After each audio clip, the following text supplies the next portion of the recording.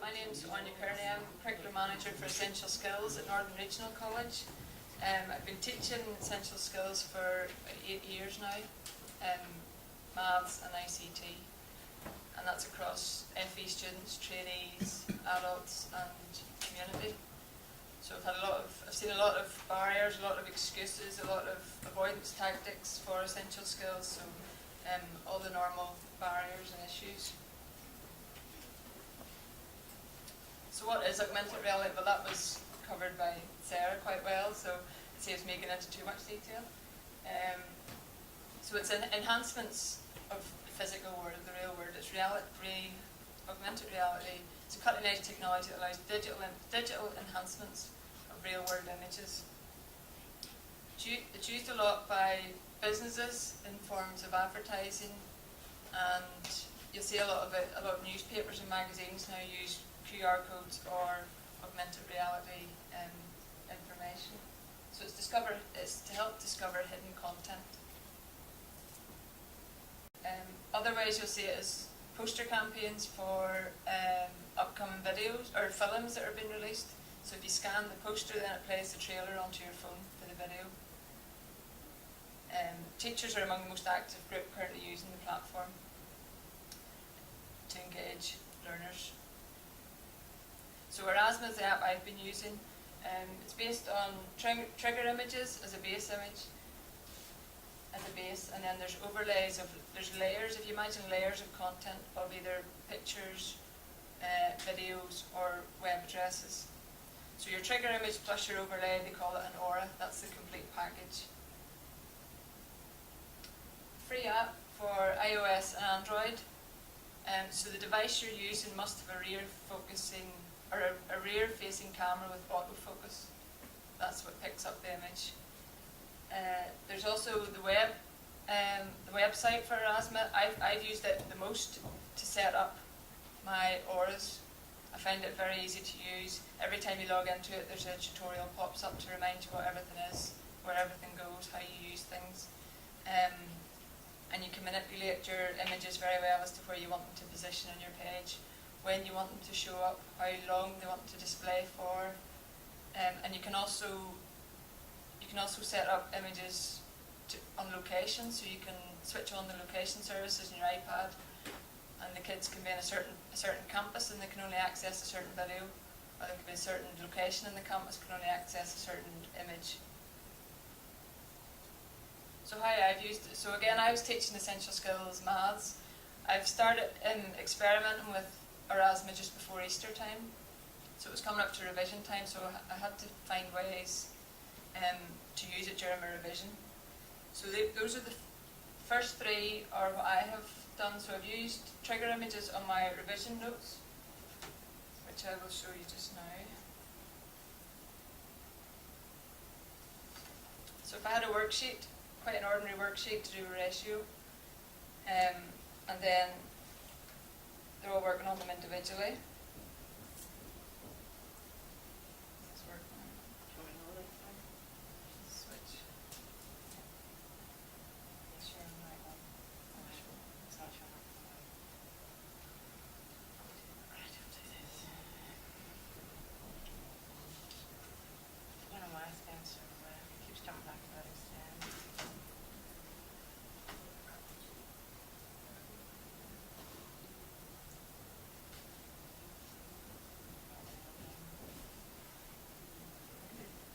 So I have, again, sorry, very ordinary ratio page. A little arrow at the top. Need help? ?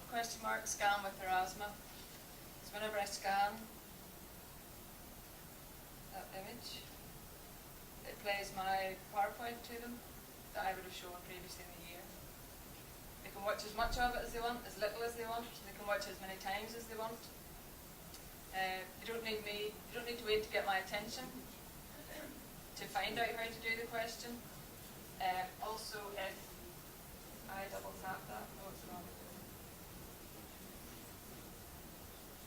If I double tap that, bring it away, they can view it away from the picture. They don't have to hover over the picture the whole time. They can view it away from the picture. Okay. The second one. this one was a PowerPoint that I used to, it's moving between fractions, decimals, percentages, how you flip between, how you convert between all three. There are 6 processes there to move either way around that triangle, and there's clues. There's number 1, number 2, number 3, number 4, number 5, number 6. So if I scan this, there are little examples appear for each question or for each process. So if I want to know number 5, how to convert from a fraction to a percentage, if I double tap, it brings it to the screen. Sorry, I don't know why it's that way.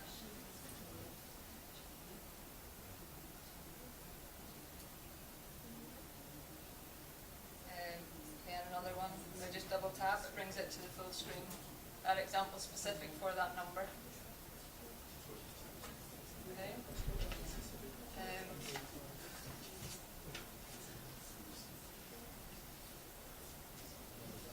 The next one was, just in behind that in the PowerPoint, the next one was, I had a class of level 2 childcare students and we're doing it for revision, and I asked them to create their own revision posters to share with the rest of the class.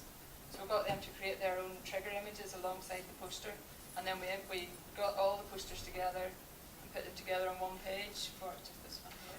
So they come up with their own trigger images and they design their own poster. So the posters are up around the wall in the classroom, but they also get a copy of these trigger images. And then they see their poster appear on their revision notes. I find this one very helpful because they could see this through their own phone. It was their own work, it was appearing on their phone, it was appearing on everybody else's phone. They took more pride in creating it because they knew people were going to view it on their phone. So I found that one very useful. That lesson that I did for that one was observed also by my head of school and by the external verifier from City and Guilds, and they were both very taken by it. I'd never seen it been used before, so hopefully it's the way forward. Yeah, you just flip back to then the third way I used it was I created an interactive notice board in the classroom. Hopefully this will come up. So this, again, a very basic start to an interactive notice board. These were logos I've used. That was the Spider-Man one. These are ones I've used to get them to use Erasmus to see what it does, to get their attention.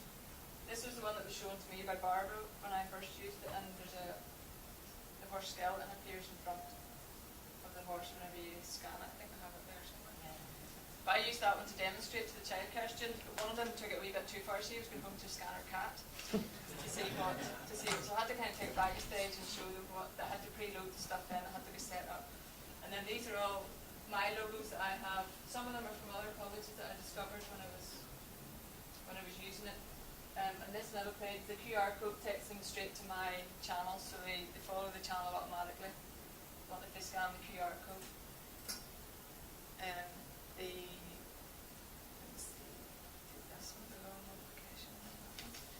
So again, one of this long multiplication one.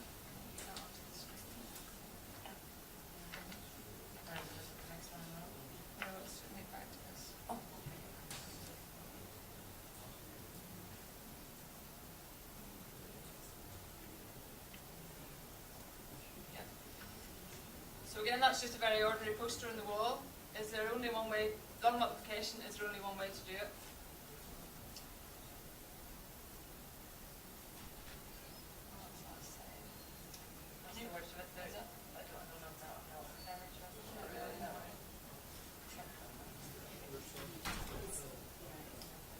So what it does is I have created this aura that gives them 4 options.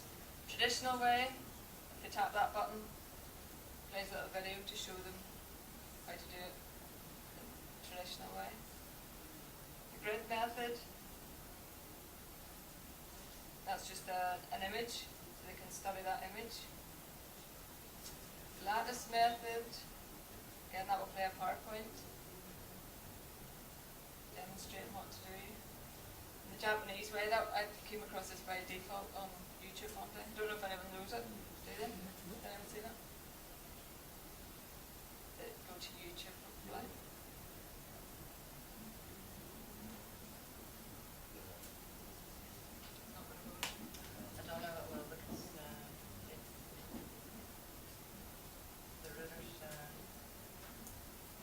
So it's a method where they use lines. On the number of tens, you have a line, the number of units, you have a line, and then they cross over, and you count the intersections, and that gives you your total.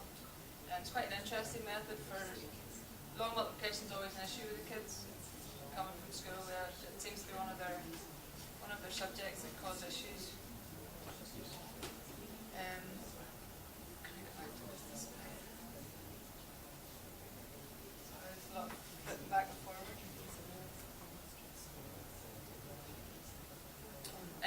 Sorry.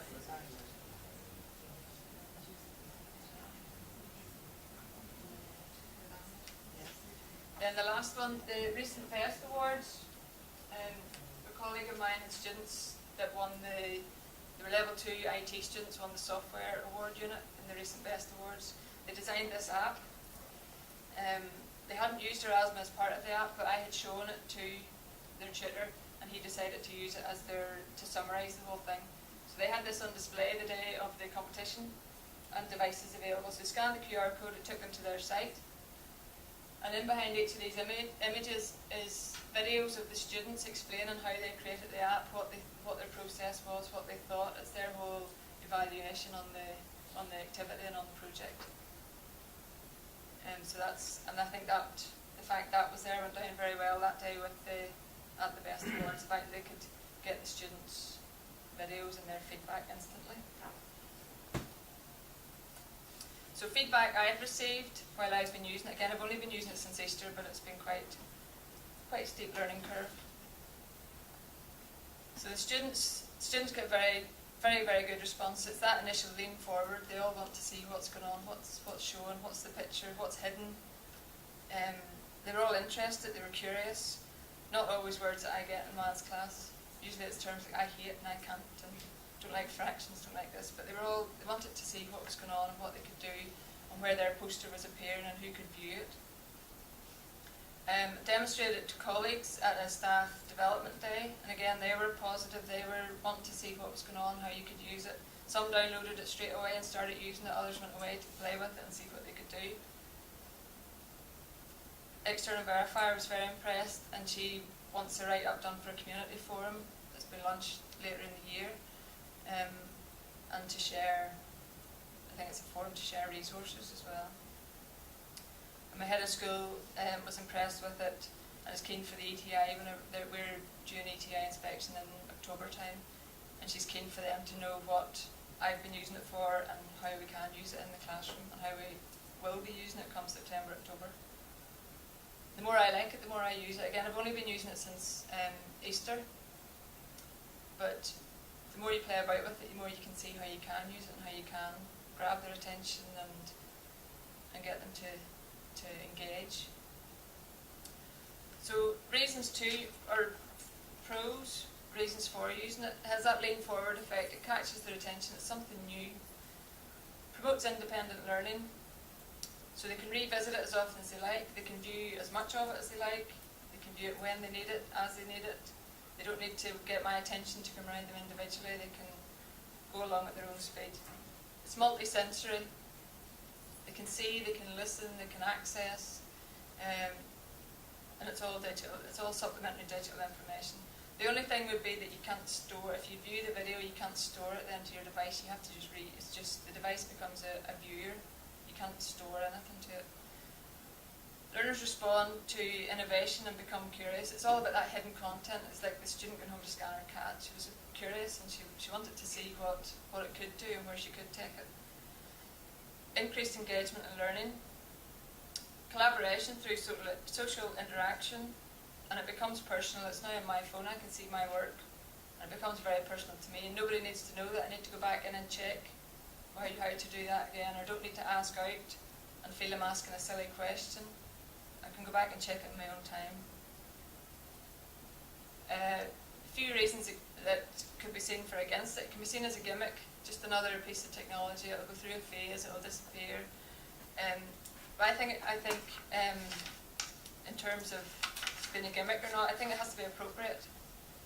You don't crowbar these things into a lesson just for the sake of getting them into a lesson. It needs to be appropriate content. If it doesn't fit the lesson, don't use it. The tutor's own IT skills, so it's time to create them, to set them up and to test them. Again, the more you use it, the easier that gets. The first one I took a bit of time to set up and to organise, but the more you use it, it's just like working with a PowerPoint. You position things about. A lot of people use PowerPoints where things are flying in and moving about, and that's effectively what it is. You're lining things up. Again, the question, do all students have access to a smartphone? That's an issue. Not in the classes I tested it with, not all students had a smartphone. But they were able to access it through either my device or one of their friends' phones, so that would be an issue. Data usage and Wi-Fi connection, again, that would all come with your Wi-Fi within the college. So why did I start to use it? Main reason was to find a positive use for mobile phones in the classroom. Anytime a mobile phone was out, it was on Facebook, it was Snapchat, it was anything they shouldn't have been on. So it was trying to, instead of giving off to them or making mobile phones a negative thing or always seem to be at them, it was to find a positive use for that. And the classes I tested it in, it worked very well, I have to say. Improve my own use of TEL in the classroom. I have ones that I use and I kind of stick to them. So it was pushing me outside my comfort zone, using more up-to-date technology, and to collaborate, engage and enthuse. Again, sitting in interviews with ETI inspectors, this was a question we were asked. How do you collaborate with students? How do you engage them? And how do you enthuse them? Those are the three buzzwords at the minute, I think. Collaborate, engage and enthuse. And to me this does them all. Ticks all the boxes. So does anyone get any questions about Erasmus?